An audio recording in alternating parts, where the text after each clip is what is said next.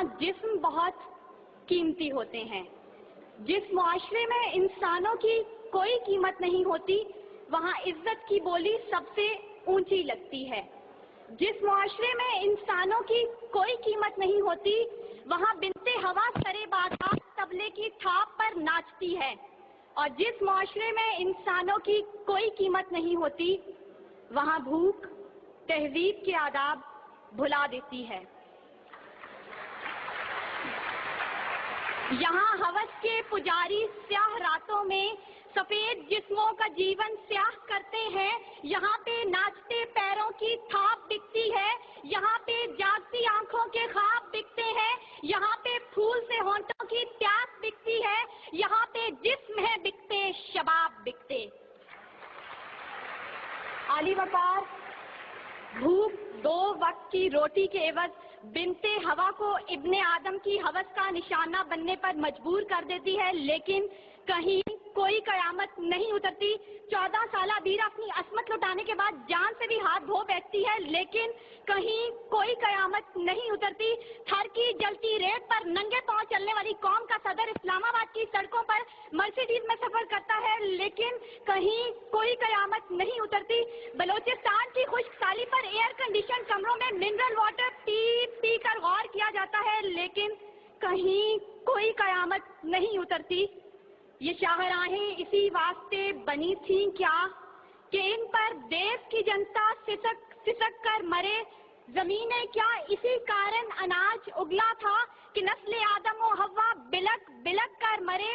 ملے اسی لیے ریشم کے ڈھیر بنتی ہیں کہ دخترانے وطن تار تار کو ترسیں، چمن کو اسی لیے مالی نے خون سے سینچا تھا کہ اس کی اپنی نگاہیں بہار کو ترسیں۔ عالی وقار یہ ہے اسلامی جمہوریہ پاکستان، جہاں ہر کوئی اپنی دھن میں مگن ہے، سر کھجانے کی فرصت نہیں، دائیں بائیں کی فکر نہیں، ہر شخص بھوکا ہے۔ کوئی اقتدار کا طالب ہے تو کوئی شہرت کا بھوکا، کوئی دولت کا پرستار ہے تو کوئی پیٹ کا بھوکا، کوئی بھنگ کے ایک پیالے کے عوض اپنا سب کچھ نچھاور کرنے پر آمادہ تو کوئی طاقت کا بھوکا۔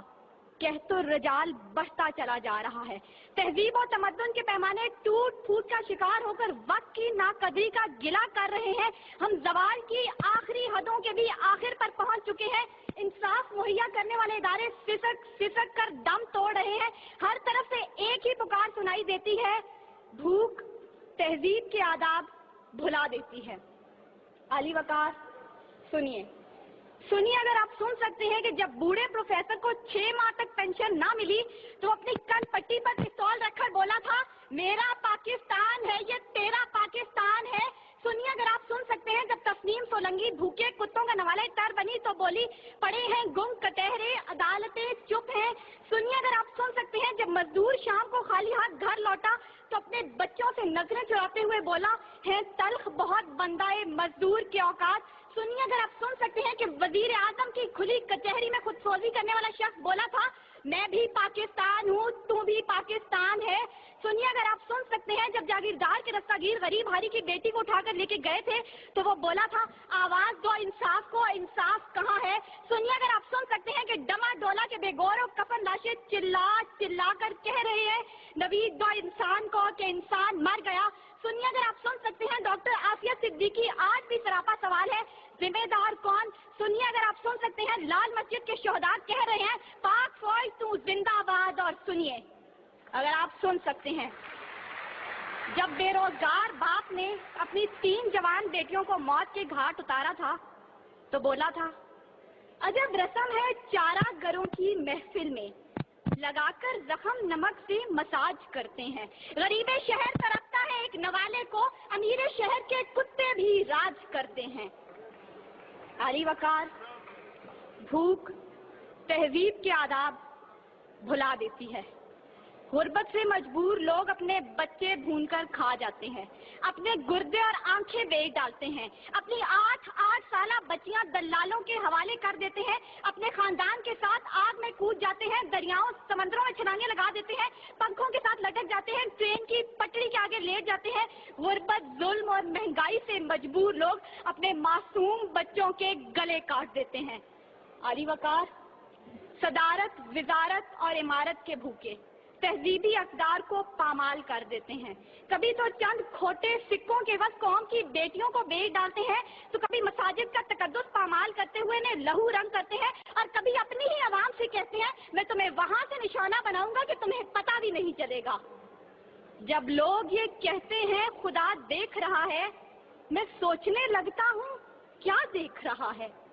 अली वकार, इससे पहले कि भूख इस मुल्क को खा जाए, इससे पहले कि लहजे बेआवाज हो जाएं, सुर संगीत सब बेसाज हो जाए, मिल्लत इस्लामिया की ये बेटी, मुल्क और कौम की बेटी और आपकी बेटी आपसे इस्तिदा करती है खुदारा उस बूढ़े बाप का सहारा बन जाइए जिसके बेटे ने खुद सोजी की। खुदारा उस औरत के आंसू पॉइंट डालिए जिसकी बेटी जागीरदार की हवस का निशाना बनी। और खुदारा उन मासूम बच्चों के सर पर दस्ते शफकत रखिए जिनका बाप पुलिस मुकाबले में मारा गया। इन अशार के साथ ही मौजूए ज़ेरे बहस समेटती हूँ। सितम ज़रीफ़ी वक्त में कलियों की नज़ाकत को, दिलों की मोहब्बत को इस तरह से मसला है, इस तरह से कुचला है कि जिंदगी अजियत है और सांस की भी कीमत है। किसका हाथ है जो खून से रंगा नहीं, किसका गिरेबां है जो गिरफ्त से बचा नहीं। सदाए मौत आती है शहर भर की गलियों से, खून की बू आती है फूलों और कलियों से। शुक्रिया।